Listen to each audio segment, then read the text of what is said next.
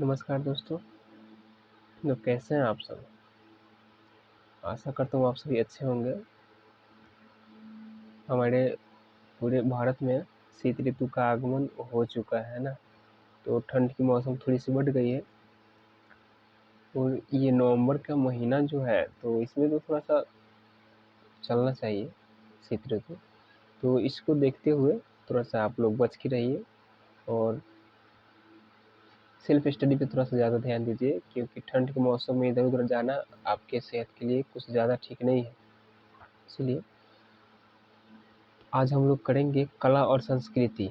इस कला और संस्कृति चैप्टर में जो लूसेंट से एक चैप्टर लिए हैं कला और संस्कृति, और इस कला और संस्कृति में हम आज करेंगे भारत की जितनी भी नृत्य विद्या है, उस नृत्य विद्या कौन से नृत्य विद्या किस राज्य की है, और वह नृत्य विद्या किस प्रकार से उत्पत्ति हुई है उसकी, और कहाँ उत्पत्ति हुई है, इसके बारे में हम आज चर्चा करेंगे थोड़ा सा। तो इस वीडियो को थोड़ा सा ध्यान से देखिए और समझिए, और अच्छा लगे तो थोड़ा सा शेयर कीजिए और सब्सक्राइब कीजिए। ठीक है, चलिए शुरू करते हैं आज। तो देखिए,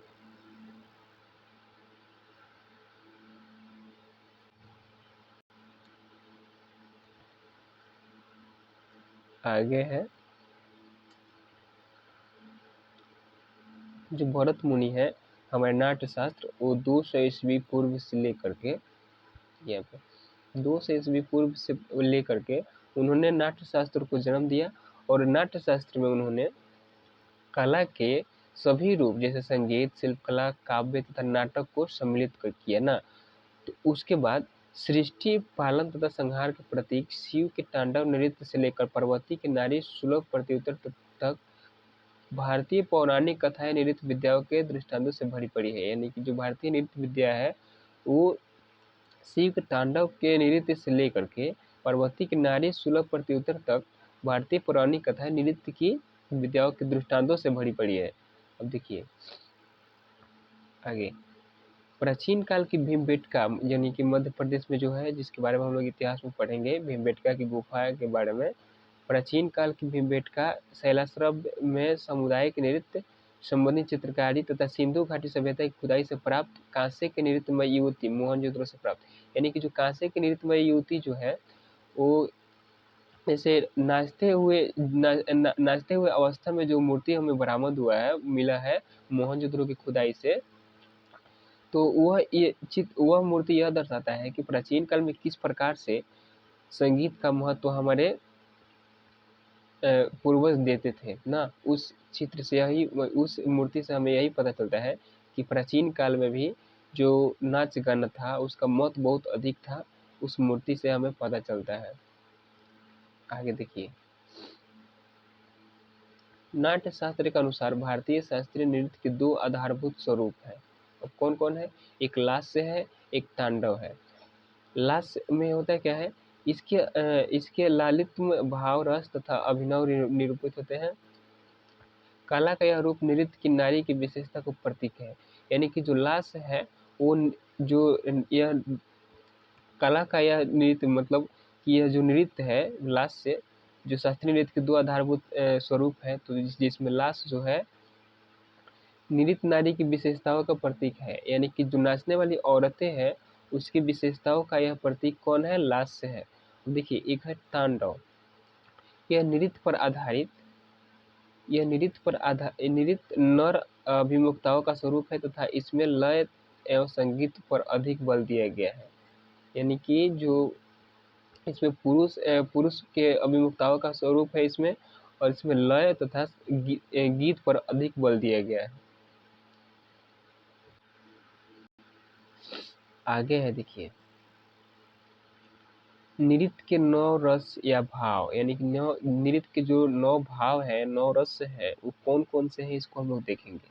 1 नंबर में प्रेम के लिए श्रृंगार, 2 नंबर में हास्य तथा विनोद नाटक के लिए हास्य, 3 नंबर में क्रोध के लिए रौद्र, 4 नंबर में दुखांत घटना के लिए करुणा, 5 नंबर में शांति तथा अक्षोभ के लिए शांत, आश्चर्य के लिए अद्भुत, घृणा के लिए विभेत्स, दहशत के लिए भयानक, शूरता के लिए वीर। ये नृत्य के 9 रस हैं, या उसको 9 रस कहें या भाव कहें, बात एक ही है। देखिए, आधारभूत मुद्राएं 108 होती है। जो आधारभूत मुद्राएं हैं नृत्य का, वो 108 होती है, जिनके मेल से किसी भी विशिष्ट भाव का चित्रण किया जा सकता है।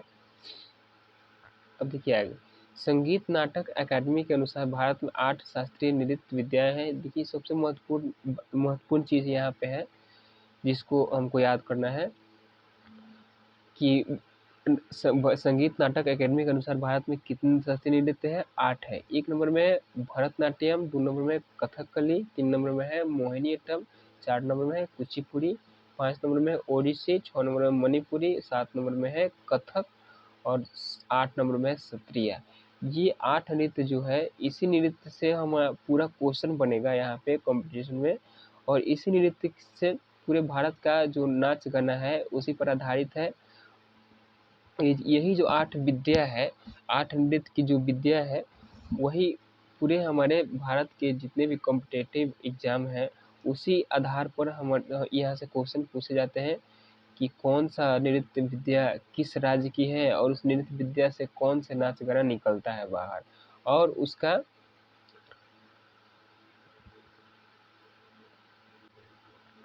अभिनेता कौन है, यानी कि उस नृत्य में अपना कला को प्रदर्शित करने वाला सबसे पहला कला को जन्म देने वाला, कला को प्रदर्शित करने वाला अभिनेता कौन है, उसको हम लोग इसके बाद में पढ़ेंगे।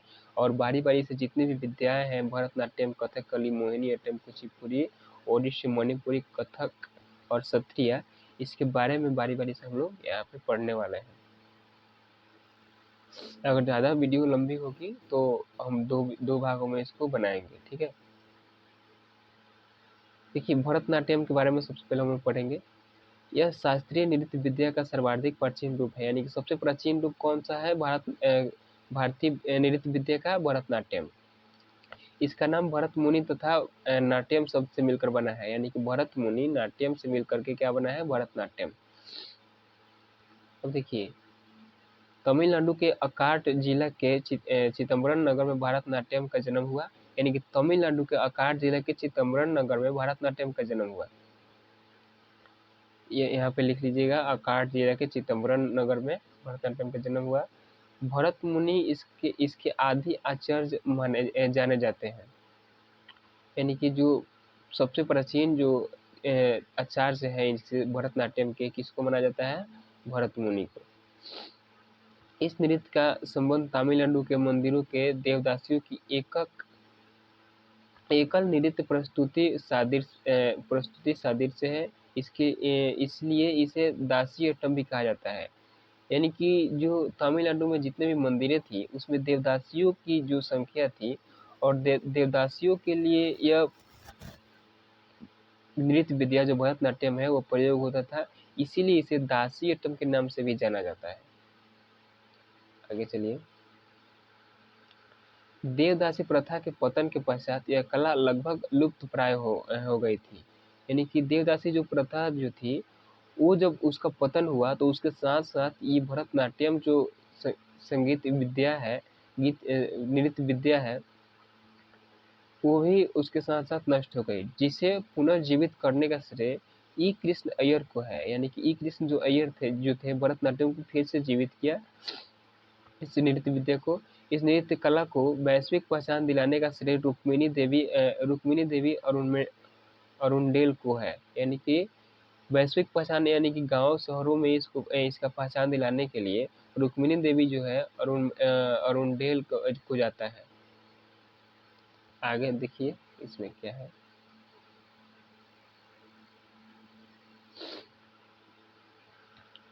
भरतनाट्यम के प्रस्तुतिकरण का आह्वान अल्लर रिपु और समापन अवस्था थिल्लन कहलाता है, यानी कि जो भरतनाट्यम का जब शुरुआत होता है, जो प्रस्तुत होता है, तो प्रस्तुतिकरण का आह्वान किससे होता है? अल्लर रिपु शब्द से, और जो उसका समापन अवस्था आता है उसे क्या कहते हैं? थिलन कहते हैं। भरतनाट्यम को प्रायः अग्नि नृत्य के नाम से भी जाना जाता है, इसको नोट कर लीजिएगा। अग्नि नृत्य से भरतनाट्यम को भी जाना जाता है। इस नृत्य की मुख्य मुद्राओं में से एक है कटकामुख हस्त, जिसमें 3 उंगलियों को जोड़कर ओम का प्रतीक निर्मित किया जाता है। यानी कि जो भी मुद्रा है इसमें भरतनाट्यम में, उसमें प्रमुख मुद्रा कटकामुख हस्त है, जिसमें 3 उंगलियों को जोड़ करके ओम का प्रतीक बनाया जाता है। यहाँ पे देखिए भरतनाट्यम के प्रमुख कलाकार कौन कौन से हैं। यामिनी कृष्णमूर्ति, लक्ष्मी विश्वनाथम, पद्मा सुब्रमण्यम, मृणालिनी, साराभाई मल्लिका, साराभाई अलारमेल बल्ली इत्यादि जो है भरतनाट्यम के प्रमुख कलाकार हैं, अभिनेता है। ये भरतनाट्यम यहाँ पे खत्म हुआ। अब हम लोग आगे करेंगे कुचिपुड़ी।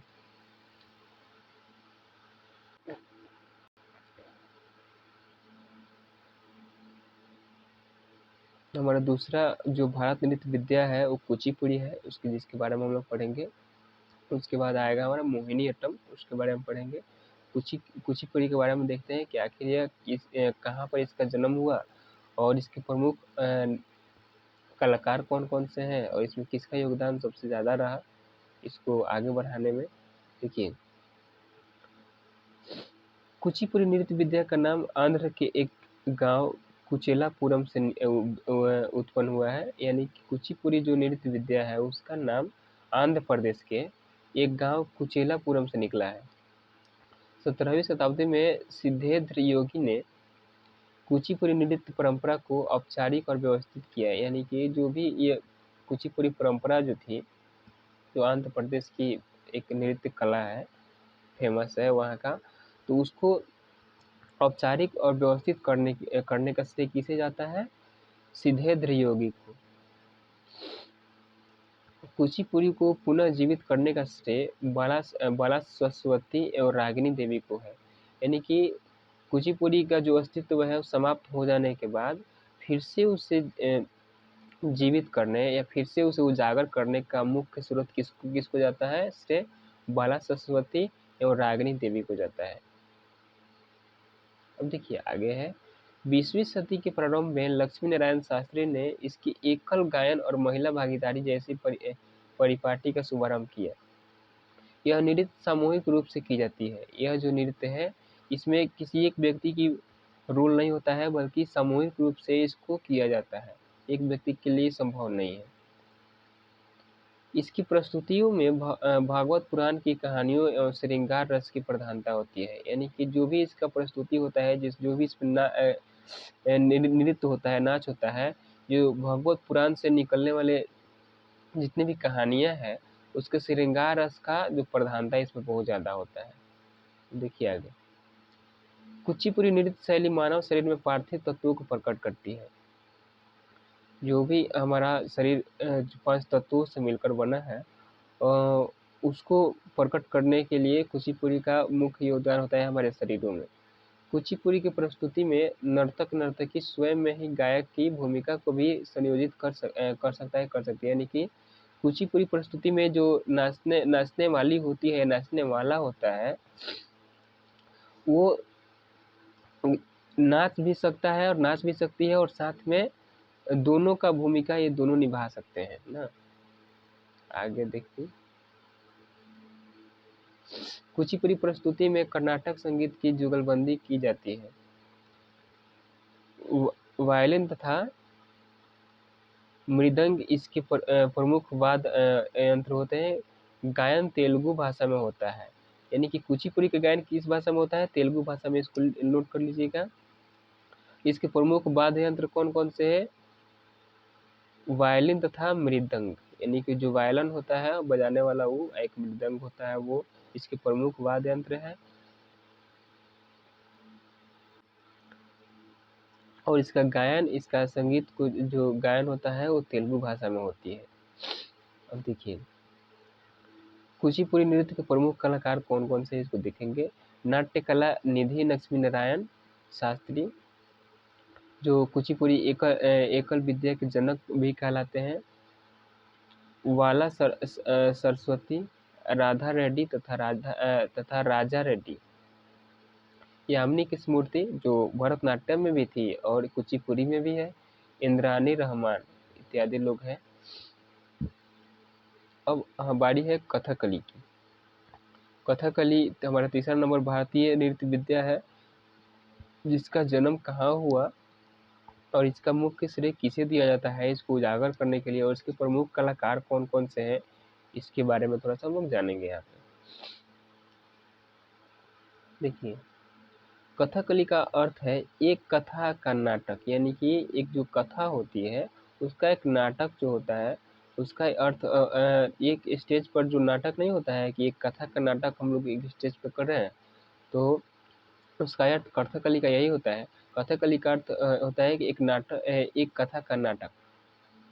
अब देखिए इसमें है क्या, यह संगीत नृत्य और नाटक का अद्भुत संयोजन है। यह जो संगीत और नृत्य और नाटक का अद्भुत संयोजन है, यानी कि संगीत भी और नृत्य भी और नाटक के संयोजन से क्या बना है, कथकली बना है। इसको देखते रहिए। इस महान नृत्य कला शैली का 300 वर्ष से भी अधिक पहले केरल के तटों पर उद्भव हुआ, यानी कि 300 वर्ष से अधिक, यानी कि लगभग 19वीं शताब्दी में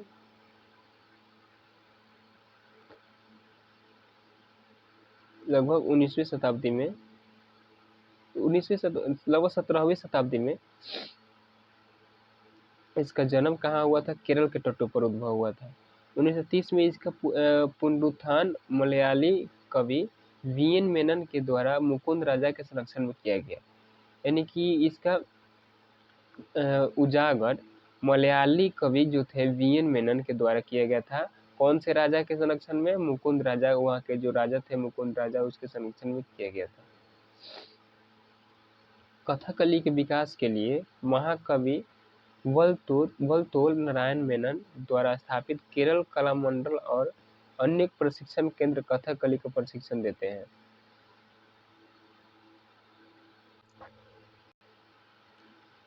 आगे है उसमें इसकी विशेषताएं क्या क्या होती है। देखिए, इस नृत्य कथकली की जो विशेषताएं हैं उसको इस प्रकार से हम देख सकते हैं।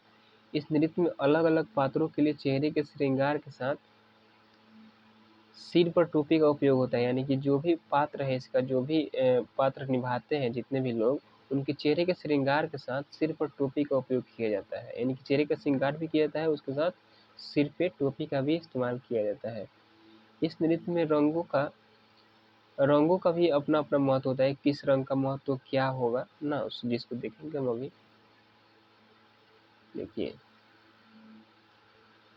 हरा रंग कुलीनता, देवत्व और सद्गुण इंगित करता है, यानी कि जो हरा रंग होता है कुलीनता को इंगित करता है, देवत्व को इंगित करता है, सद्गुण इंगित करता है। अब देखिए यहाँ पे नाक की बगल में लाल धब्बे का इस्तेमाल जो होता है इसके पात्रों के ऊपर, तो उसका महत्व होता है। नाक के बगल में लाल धब्बे राजसी गौरव इंगित करता है, यानी कि जो राजा का गौरव को इंगित करने वाला कौन सा है, नाक के बगल में लाल धब्बा।